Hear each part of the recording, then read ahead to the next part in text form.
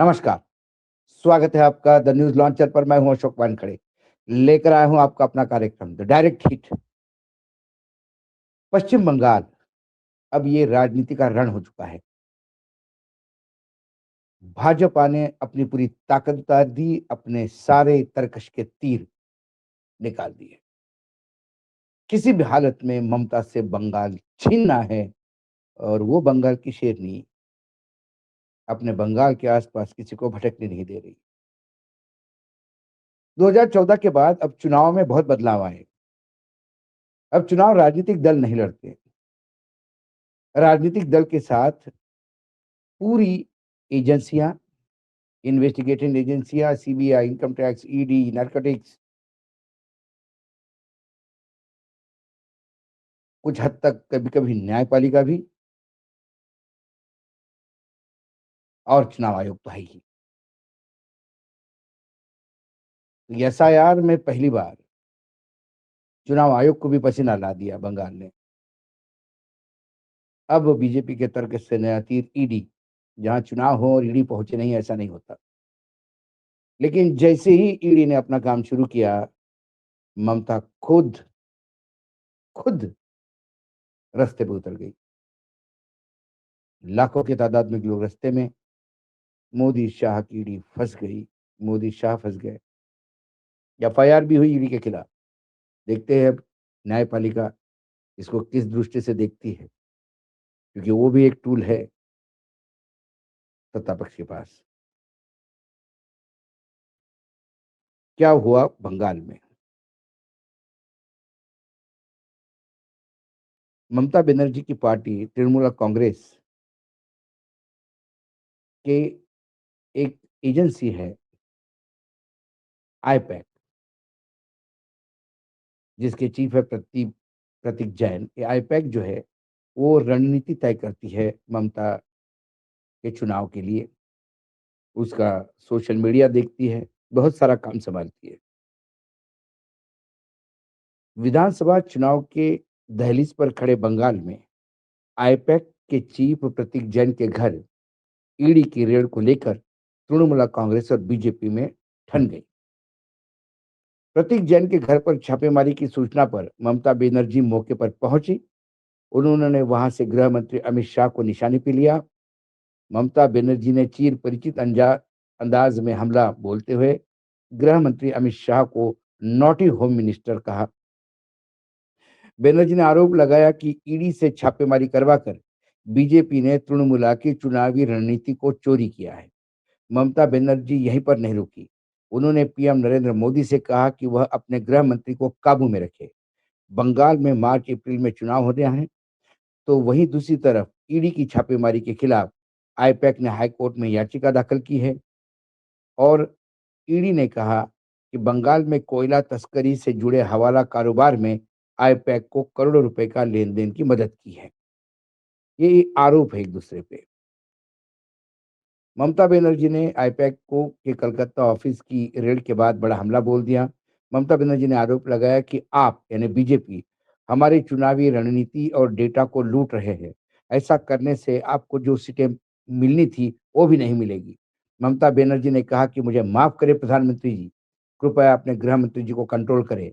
अगर आप बीजेपी हमसे लड़ नहीं सकते तो आप बंगाल क्यों आ रहे हैं? हमें लोकतांत्रिक तरीके से हराइए। आप हमारी एजेंसियों का इस्तेमाल हमारे कागज, हमारी रणनीति, हमारे वोटर्स, हमारा डाटा, हमारे बंगाल को लूटने के लिए कर रहे हैं। ममता बनर्जी ने कहा कि ऐसा करने से सीटें घटकर 0 हो जाएगी। उन्होंने बंगाली कार्ड भी खेला और कहा कि बंगाल को लूटते हैं। ममता बनर्जी ने पूछा कि मुख्यमंत्री ने क्या राजनीतिक दलों के आंकड़े एकत्र करना काम ईडी का है? पश्चिम बंगाल पुलिस ने कथित तौर पर जबरन घुसने और आपराधिक धमकी देने के आरोप में ईडी के अधिकारियों के खिलाफ एफआईआर दर्ज की है।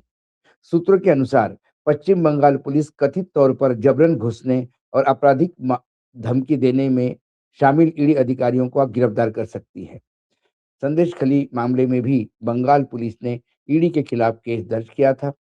ईडी की छापेमारी के दौरान ममता बनर्जी ने मीडिया से पूछा था, क्या पुलिस ईडी के खिलाफ कार्रवाई करेगी? तो उन्होंने ये कहा कि ये सब हम अभी नहीं बता सकते। यह घटना 2019 में हुई उस नाटकीय घटनाक्रम की याद दिलाती है, जब सीबीआई ने तत्कालीन पुलिस आयुक्त राजीव कुमार के बंगले की तलाशी ली थी, जिसके बाद बनर्जी मौके पे पहुंची और बाद में मध्य कोलकाता में धरना दिया।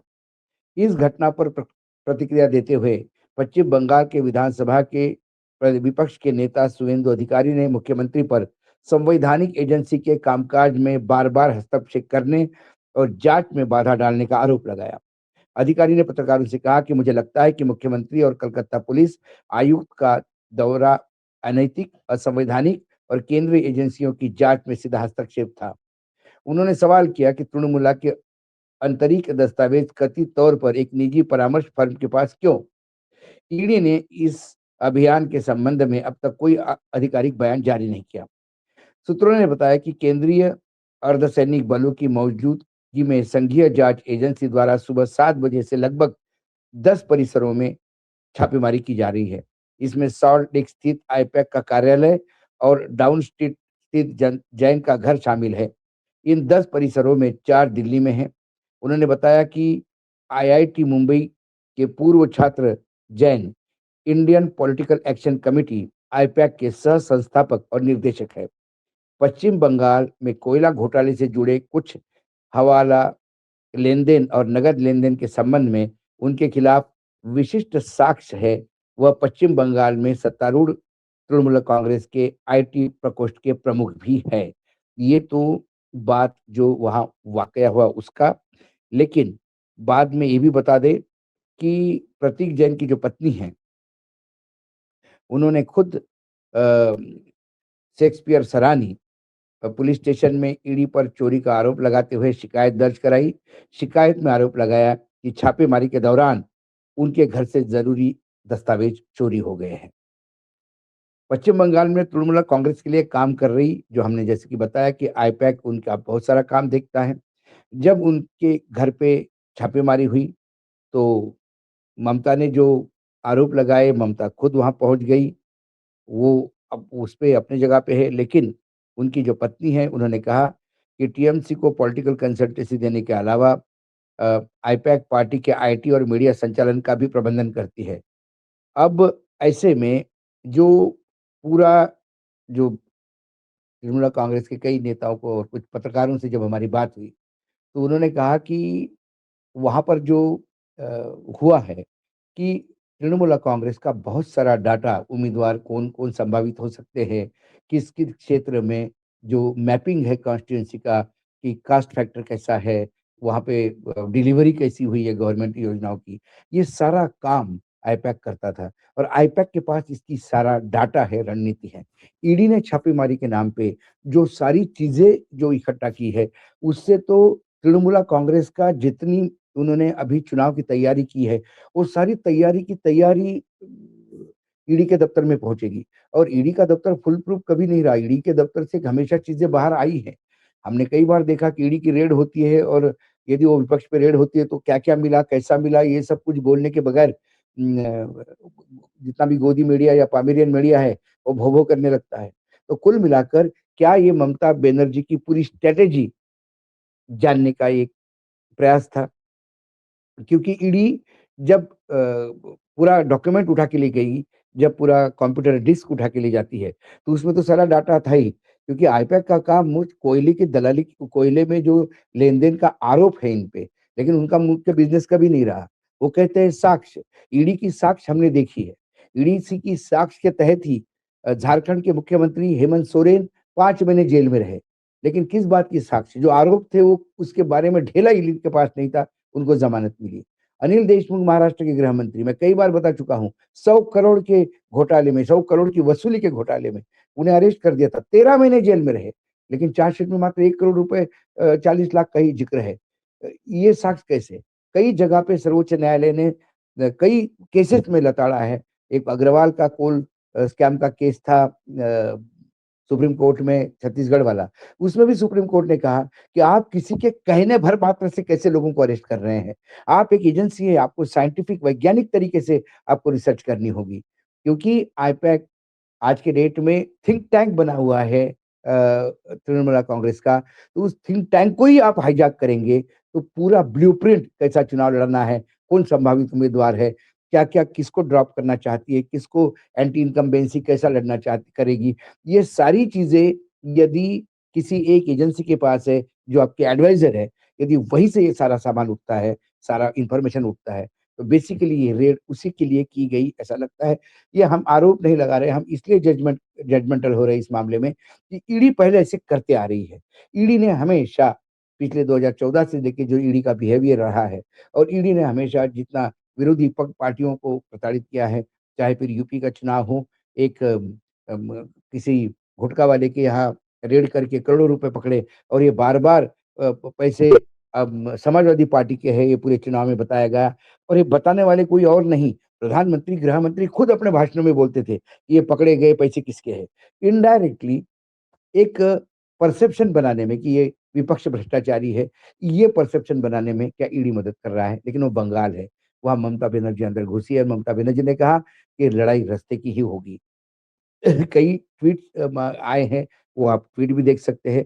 ममता बनर्जी की एक नेता है टीएमसी की, उसने भी एक उसका एक वीडियो है, आप वो वीडियो भी देख सकते हैं कि क्या कहती है पीटीआई ने अपने ट्विटर हैंडल एक्स पर उसको दिया है कि on the ED raid at I-PAC office in Kolkata, West Bengal TMC leader Shashi Panja says today the BJP has made it clear in Bengal that they are losing. The BJP is scared, डरी हुई है. That's what BJP has launched an attack in Bengal today. Elections are approaching. The ED and CBI have arrived in Bengal. And today, the office of our IT team, which handles the party's organizational matter and work according to Mamta Banerjee's instruction, the IPAC office was attacked. In clear terms, India is watching that the BJP has already lost Bengal, and therefore we want to say that the Trinamool Congress does not bow down. TMC retaliates. There will be a counterattack. This is what we are saying in Bengal today. वो कहती है कि चुनाव नजदीक आ गए हैं. ED ने बंगाल में ऐसी जगह रेड की जहां पार्टी का डाटा था, क्योंकि वो हमारे एडवाइज़र हैं। दूसरी तरफ शुभेंदु कहते हैं कि किसी दूसरे कंपनी के ऑफ़िस में पार्टी का डाटा क्यों होता है? वो पार्टी के रणनीतिकार हैं। यदि पार्टी के रणनीतिकार है, एक समय पार्टी के रणनीतिकार ये जो जो ऑफ़िस है ऐपैक, इसमें पीके भी हुआ करते थे। बाद में पीके ने राजनीति जॉइन कर ली तो ये पार्टी का ऑफ़िस छोड़ दिया। नहीं तो यही ऑफ़िस एक समय शुभेंदु अधिकारी जिस पार्टी में है उसका भी काम करते थे। तब उनके पास भी उनका डाटा हुआ करता था। ये कोई नई बात नहीं है, शुभेंदु का ये कहना, ये एक फिर इस बात का चीज़ें दर्शाती है कि वो कुछ लिपापोती करने का प्रयास कर रहे हैं। उन्हें अभी संविधान याद आता है, बाकी जगह संविधान याद नहीं आता। अनिल देशमुख को जब उठा लिया, जब एक 2 मुख्यमंत्रियों को उठाया ईडी ने, तब संविधान याद नहीं आया। किस बिना पे उठाया था? फिर उनको ज़मानत देते समय न्यायपालिका ने क्या कहा? शुभेंदु अधिकारी को थोड़ा ईडी को भी जानना चाहिए। कहा क्या कहा शशि पांजा ने, ये भी आप सुन लीजिएगा। हाँ।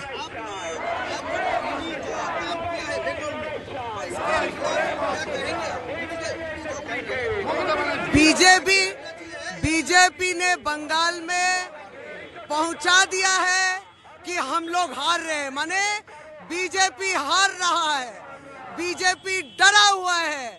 आज इसलिए बीजेपी बंगाल में आक्रमण किया है।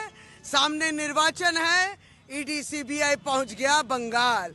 और आज हम लोग के जो आईटी जो देखते हैं, जो पार्टी की ऑर्गेनाइजेशनल बातें देखते हैं, जो ममता बनर्जी के निर्देश अनुसार काम करते हैं, उस आईपैक वाले ऑफिस में हमला हुआ। जरूरी कागज दस्तावेज तृणमूल कांग्रेस जो एक सोच रखी है, इन सब कागजों पर हमला हुआ है।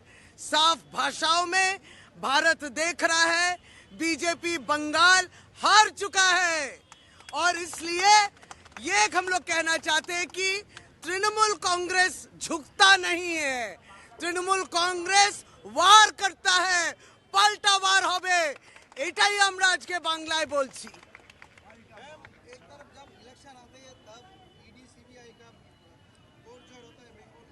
जब जब निर्वाचन बंगाल में आता है तब तब बीजेपी कहती है घुसपैठिए आ गए, रोहिंग्या आ गए और बांग्लादेशी आ गए। जब जब बंगाल में निर्वाचन होता है तब तब ईडी सीबीआई को भेजा जाता है। जब जब बंगाल में निर्वाचन होता है तब ये कोशिश होती है कि एसआईआर को 2 महीने में ही खत्म करना है, बहुत सारे वोटरों का नाम निकालना है। जब जब बंगाल में निर्वाचन आएगा तब तब पैसों को और भी रोकना है, बंगाल के विकास को और भी रोकना है। और ये सब भारतीय जनता पार्टी, केंद्र सरकार जो सत्ता में है, अपनी सत्ता को अपप्रयोग कर रहे हैं। लेकिन जैसे हम लोग ने कहा, बंगाल की जनता झुकती नहीं है, ममता बनर्जी झुकेगी नहीं और बंगाल में फिर से तृणमूल कांग्रेस ममता बनर्जी ही जीतेगी।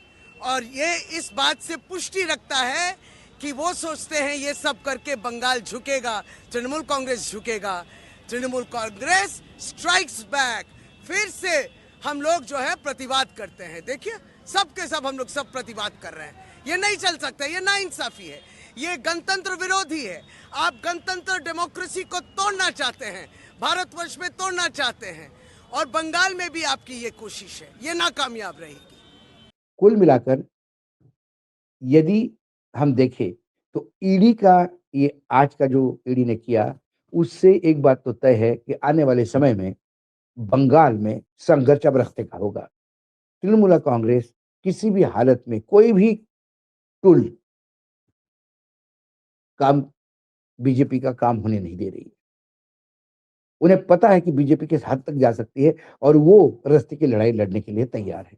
तो चाहे एसआईआर हो, चाहे ईडी हो, चाहे सीबीआई हो, चाहे चुनाव आयोग हो, बीजेपी के लिए जितना बाकी राज्य उनके लिए बहुत इजी रहे, क्योंकि डबल इंजन की सरकार है। यहाँ डबल इंजन की सरकार नहीं, यहाँ ममता की सरकार है। और ये बंगाल है, ये बिहार नहीं। ये बंगाल है, ये यूपी नहीं। और ये बंगाल है, महाराष्ट्र नहीं। इतना बीजेपी को जानना होगा। आज डायरेक्ट हिट में इतना ही। कल फिर आता हूँ किसी विषय के साथ। तब तक के लिए नमस्कार। देखते रहिएगा न्यूज लॉन्चर।